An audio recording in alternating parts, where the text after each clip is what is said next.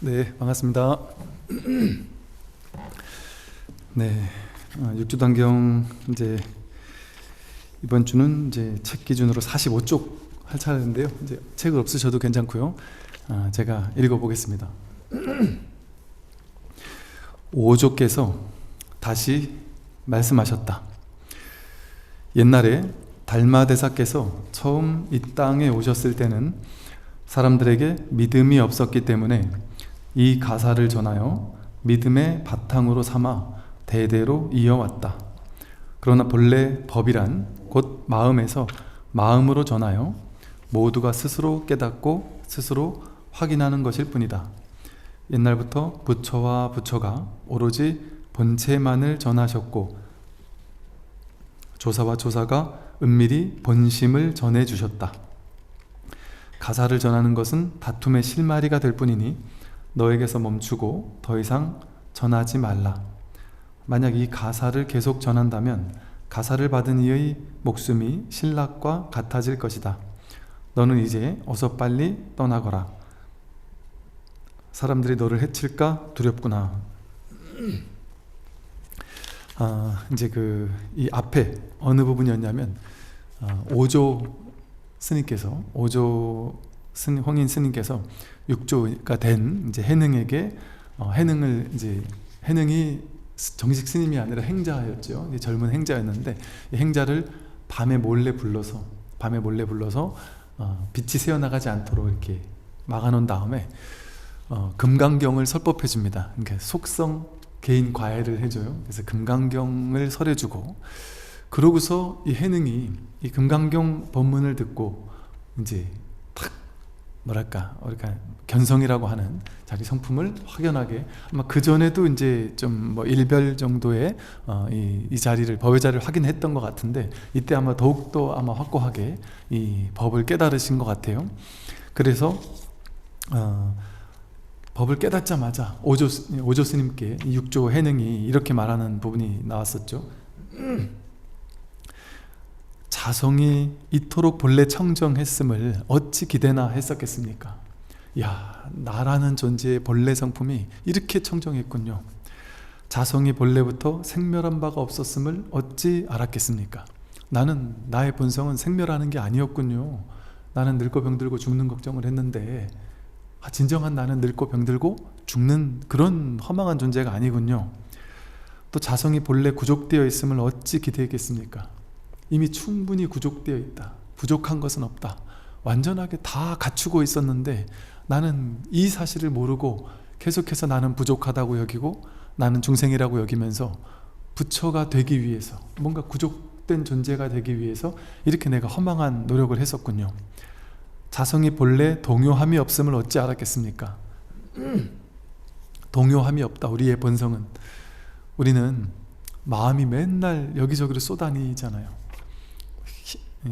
여기저기로 막 쏘다니면서 힘들어하고 괴로워하고 아파하고 분별하고 이제 그러고 사는데 그래서 마음이 늘 이렇게 정신이 없이 사는데 마음은 자성은 본래 동요함이 없음을 어찌 알았겠습니까? 동요함이 없다라는 말이 쉽게 말하면 본래 삼매라는 뜻이에요. 본래 선정이다 이런 뜻이에요. 열심히 참선 수행을 해가지고 좌선 수행을 하고 명상 수행을 해서 억지로 삼매를 만들어내는 것. 그래서 나는 1선정이 올랐다 2선정이 올랐다 하는 그런 삼매도 아주 훌륭한 공덕이 있는 수행의 결과이긴 하지만 본래의 삼매, 이걸 본연삼매라 그래요. 본연삼매는 그렇게 조작해서 만들어내는 삼매가 아니었더라. 본래부터 자성에는 동요함이 없었다라는 사실을 깨닫는 거예요. 우리는 지금 이대로 늘 복잡하고 정신없는 이대로가 그대로 선정이었구나, 그대로 동요가 없었구나라는 사실을 깨달았다. 그리고 또 마지막으로 자성이 능히 세상 마음법을 만들어냈다는 것을 어찌 기대하나 했겠습니까? 내가, 내 마음이, 내 자성이, 내 진정한 본래 면목이 세상 마음법을 만들어냈다는 걸 어찌 기대하나 했겠어요? 여러분 기대했습니까? 이 세상 속에 여러분이 태어난 게 아니라 여러분 마음이 이 우주 전체를 만들었다는 걸 기대나 할 수 있겠어요? 기대했어요. 내가 이 우주의 창조주였단 말이야. 나의 진정한 본래 면목이. 이것을 깨닫고 보니까 이렇게 놀라운 이런 어떤 말씀을 이렇게 뱉어내신 거죠. 그것을 보고는 이제 너에게 의발을 전해줬어요. 육조에게 의발. 이제 1대, 2대, 3대, 4대, 5대, 6대조 해가지고 조사 스님을 지금 우리나라 쉽게 말하면 종단에 종정 스님 모시듯이 1대 종정 스님, 2대 종정 스님 이렇게 있듯이 그때는 법을 깨달은 제자에게 한 명에게만 딱 다음 조사로 임명했단 말이죠. 달마가 해가에게, 해가가 승찬에게인가요? 그 승찬이 도신에게 바뀌었나? 도신이 또 이 홍인에게, 또 홍인이 이렇게 육주 해능에게 이렇게 딱 한 명에게 법을 전해줬단 말이죠. 그래서 법을 전해주는 징표로 삼은 것이 의발이다. 옷과 바루다. 바루는 밥그릇, 스님들 밥그릇. 그래서 의발을 딱 전해주면서 너가 이제 6대 조사가 되었다 하면서 이제 오늘 제가 읽었던 부분이 나왔던 거예요. 옛날에 달마대사께서 처음에 이 땅에 오셨을 때는 사람들에게 믿음이 없었기 때문에, 처음 달마 스님이 딱 중국에 왔을 때 그때는 이 깨달음에 대한 믿음이 없었단 말이죠. 그래서 이 가사를 전하여 믿음의 바탕으로 삼아 대대로 지금까지 이어왔다. 즉 이 법과 가사와 바루를 전하는 걸 통해서 달마 스님의 깨달음을 전했다. 이렇게 공신력이 그걸 통해 공신력을 만들어 놓은 거죠. 그러면 이제 2대 달마가 죽더라도, 열반에 들더라도 2대 해가가 달마 스님이 전해주셨던 이 바루와 법의 법복 가사, 이것을 딱 가지고 있으니 이것이 깨달음의 증표구나. 그러니까 우리도 쉽게 말해 그 스님들 찾아갈 때 일반 어리석은 중생들일 때는 어떻습니까? 어떤 스님이 훌륭한 스님이고 어떤 스님이 훌륭하지 않은 스님인지 모르잖아요. 모르니까 뭐 꼭 절집안을 비유하기도 조금 애매한데, 절집안보다도 일반 그 공부하러 다닐 때도 마찬가지란 말이에요. 공부하러 다닐 때도 뭔가 좀 이분이 진짜 훌륭한 분인지 아닌지 모르니까 그 징표를 본단 말이에요. 그 징표가 쉽게 말하면 무슨 대치동 일타 강사다, 뭐 이런 걸 보고, 아니면 저 무슨 대학교 출신이다, 무슨 대학교 박사 출신이다, 뭐 이런 걸 보고 이제 그 사람을 징표로 이 사람 말은 진짜 전문가구나 이렇게 믿을만 하잖아요. 이제 그런 시대에는 그렇게 믿음과 징표가 있어야만 사람들이 그 사람을 따른단 말이죠. 그렇게 이제 삼아서 대대로 따라왔단 말이에요. 그래서 그때는 이제 이 법의를 징표로 해서 사람들이 믿도록, 이 사람은 진짜 깨달은 사람이니까 이 사람은 믿어라, 이제 이런 징표로 삼아왔단 말이죠. 그러나 본래 법이란, 그렇게 징표로 삼아오는 방편을 취했지만 본래는 법이란 곧 마음에서 마음으로 전한 이심전심, 마음에서 마음으로 전하는, 이게 딱 이심전심이란 말이 나오죠. 우리 이심전심 염화미소 이런단 말이에요. 석가모니 부처님이 꽃을 하나 들었을 때 가섭존자가 빙그레 웃었다. 딴 제자들은 몰랐지만 꽃을 하나 탁 염화 시중에서 꽃을 들었는데 그 뜻을 가섭만 알았다. 빙그레 웃은 걸 통해서 이심전심으로 마음에서 마음으로 통하였구나.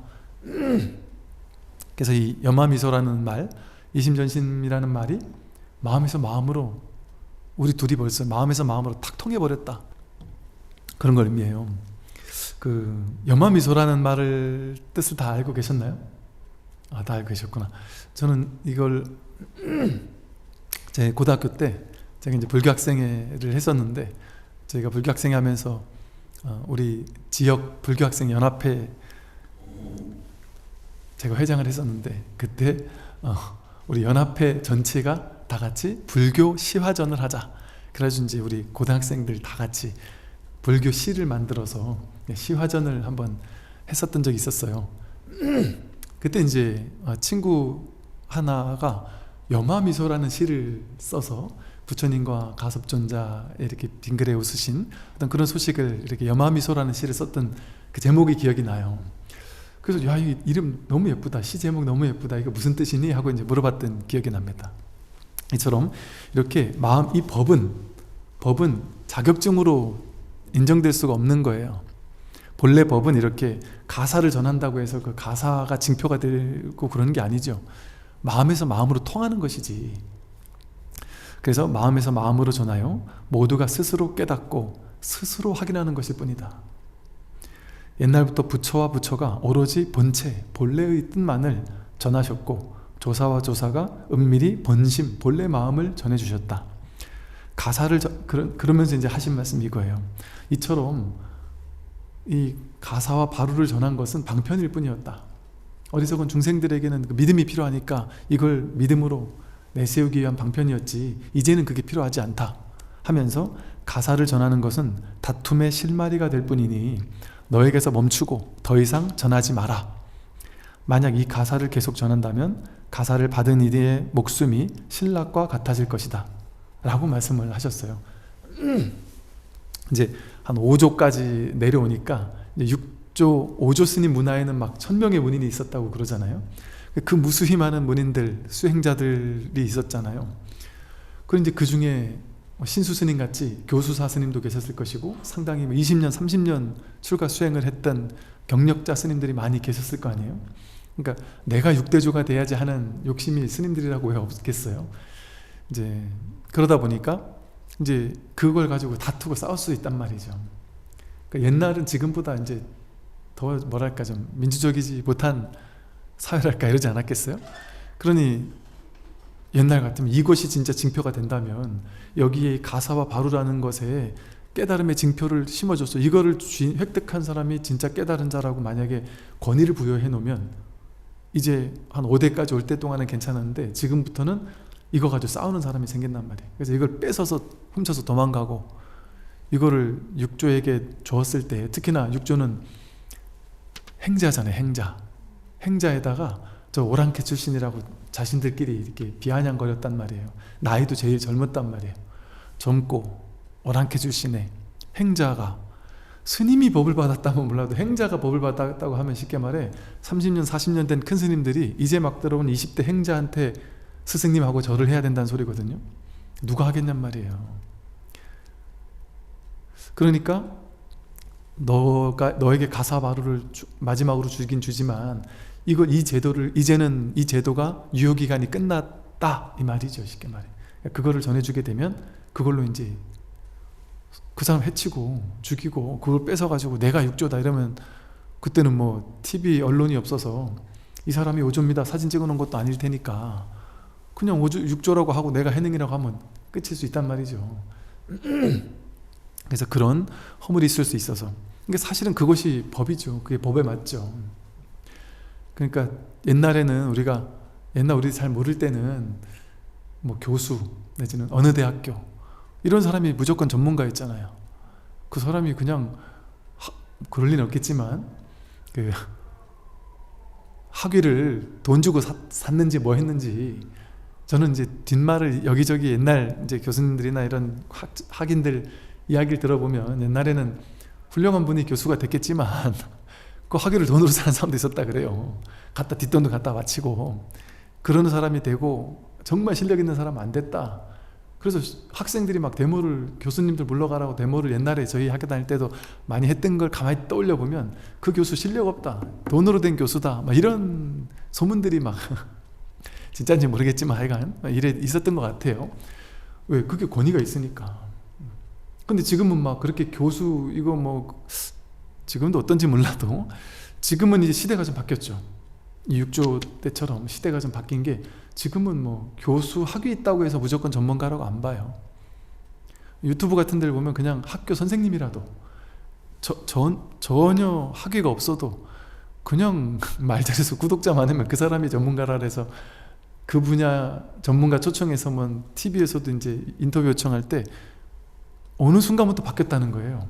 그래서 교수님들이 한탄을 하면서 학위가 옛날에는 진짜 필요했는데 이제는 학위가 필요 없는 시대가 돼버렸다고, 오로지 실력으로만 이런 시대가 됐다고 하는데 어찌 보면 그게 맞잖아요. 학위 어찌 보면 돈 주고 살 수도 있을 것인데 실력은 돈 주고 살 수 없단 말이죠. 이제 쉽게 말해 그것처럼 법은 이런 자격증에 있지 않다. 가사와 바로에 있지 않은 것이 진짜 법이다. 그래서 이심전심으로 마음에서 마음으로 통한다면, 그래서 이 육조 해능 스님이 어떤 육조가 된 것, 이것이 상당히 드라마틱하고 그 당시에 기존 고정관념을 완전히 깨뜨리는 상상 초월하는 사건이었던 거예요.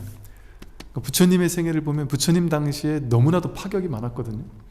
부처님 당시에는 당연히 바라문 아니면 사문밖에 없었는데, 사성계급이 철저하게 유지됐었는데, 바라문과 사문들이 하던 전통의 수행, 고행과 선정주의, 수정주의와 고행주의, 그거 아니면 깨달을 수 없다고 했는데 부처님은 그걸 과감히 깨뜨렸단 말이에요.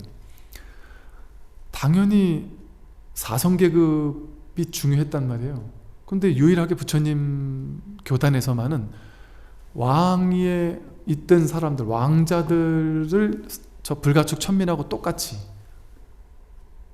오히려 불가촉 천민, 바이샤 수드라, 노예계층이 먼저 출가했으면 사형으로 모셨단 말이에요. 완전 파격이었어요. 어떻게 이럴 수가, 이게 가능할까 싶을 정도에. 어찌 보면 부처님의 그 강력한 카리스마와 리더십이 아니었으면 그렇게 되기 쉽지 않았을 거예요. 그래서 35세밖에 안 된, 그 당시 이제 나이의 권위도 상당히 컸단 말이에요.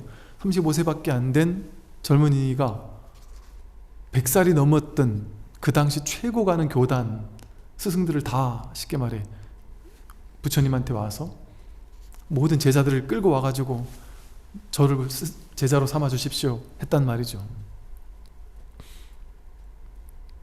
여인들의 출가를 교단에서 허락을 안 했단 말이에요. 여자들의 출가를.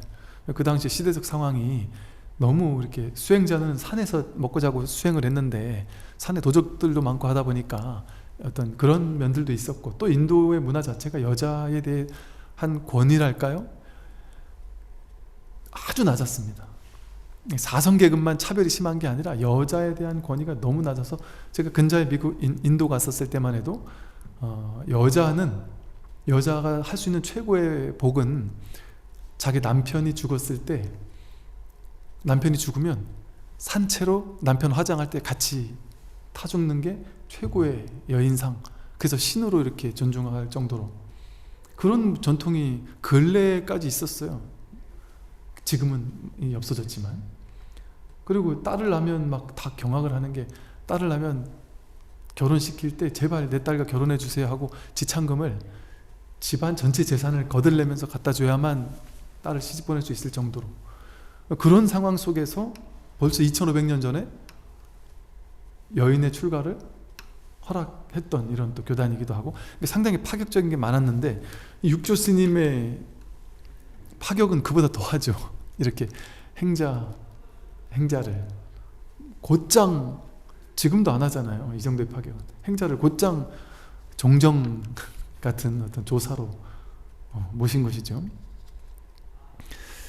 이렇게 해서 앞으로는 이제 계속 전하지 마라 라고 이렇게 얘기를 하고, 그래서 너는 이제 빨리 떠나거라, 사람들이 너를 해칠까 두렵구나, 이렇게 했어요. 근데 지금 우리가 공부하고 있는 이 육조단경과 마음공부는 이제 덕이본이라고 해서, 육조단경은 여러 가지 판본이 있는데, 한문 한문을 이제 한글로 해석한 그 한문 자체의 여러 가지 판본이 있는데, 이 덕이본이 우리나라에 가장 유행하고 가장 많이 알려진 것이고, 뒤늦게 알려진 거고요. 이 덕이본을 주로 많이 썼다가 근자에 그 돈항에서 돈항본 육조단경이 발굴이 됐어요. 발굴된 지 얼마 안 됐는데, 이게 발굴되고 나서 이것을 봤더니, 돈항본 육조단경을 봤더니 이 덕이본에 비해서 상당히 심플합니다. 내용이. 덕이본은 막 이것저것 덕지덕지 붙은 게 많아요. 근데 장단점이 동시에 있어요. 덕이본의 장점과 단점이 있는 게, 단점은 뭐 약간 신의적인 부분이나 좀 너무 많이 막 붙이다 보니까, 자세하게 붙이다 보니까 굳이 필요 없는 그런 부분들까지도 좀 들어가 있는 단점이 있는 대신, 이것을 좀 돈항본에는 그냥 심플하게 딱 나올 것만, 핵심만 딱딱 나왔다면, 여기는 많이 좀 보완되는 대신, 이해 가능하게 좀 보완한 대신, 이걸 아무나 보완한 게 아닌 거예요. 육조스님 이후에 한 1, 200년 이상 꽤 오랜 세월 동안 그 견성도인들이 아주 많이, 제자들이 많이 나왔거든요. 그 깨달음을 온전하게 얻은 제자가 이걸 아마 좀 이렇게 덧칠을 했달까, 이렇게 좀 더 보완한 이런 것들이 있는 것 같아요. 근데 그 보완한 내용이 상당히 좋고, 아주 그 육조단경을 대표할 만한 그런 어떤 구절들도 상당히 존재하는 거죠. 그래서 그런 면에서는 또 아주 이 덕이보니 공부하기가 너무 좋습니다. 도낭본에 없는 것들도 많이 나오기 때문에. 근데 이제 이 도낭본은 심플하다고 했는데, 이 도낭본에는 이 장면도, 이것도 이제 나중에 첨가된 장면 같아요. 왜냐하면 나중에는 실제로 육조가 너무 이 가사장삼을 가지고 있었던 것 때문에, 가사화를 가지고 있었던 것 때문에 도망 다녀야 했거든요. 그리고 육조를 쫓아다니면서 막 그냥 잡으러 오고 이런 사람들이 많았었던 게 있다 보니까, 이제는 육조를 더 이상 칠조로 이제 뭐 전하지 않겠다, 이렇게 해서 전하지 않으셨어요. 아마도 그런 것을 조금 정당화하기 위해서 여기에 아마 이런 게 좀 삽입된 게 아닌가 싶은 생각이 드는데, 본래 육조단경 이 도낭본에는 이렇게 나옵니다. 내가 6대 조사가 되었으니 가사로 심표를 삼을 것이며 대대로 이어받아 서로 전하되 법은 마음으로서 마음에 전하여 마땅히 스스로 깨치도록 하라. 이렇게만 딱 나옵니다. 가사를 전하지 마라 이런 얘기가 안 나오고, 오히려 가사를 심표로 삼을 것이며 대대로 이어받아 서로 전하되, 이렇게 오히려 되어 있었던 것 같아요. 이렇게 이제 약간씩의 다른 점은 있지만, 충분히 이 덕이본의 판본이 너무나도 이 아름다운 구절들이 많이 있습니다. 정말 확실하게 이것은 안목을 어느 정도 갖춘, 물론 여러 스승이 갖춘 것이 좀 덧칠되고 이래가지고 완성됐을 것 같은데, 아주 훌륭한 누군가가 이것을 좀 보완함으로써 육조스님의 일대기가 조금 더 이렇게, 또 육조스님의 가르침이 조금 더 이렇게 완성된 그런 장점이 있습니다. 그 다음에 이제 그 다음 부분을 또 읽어보겠습니다.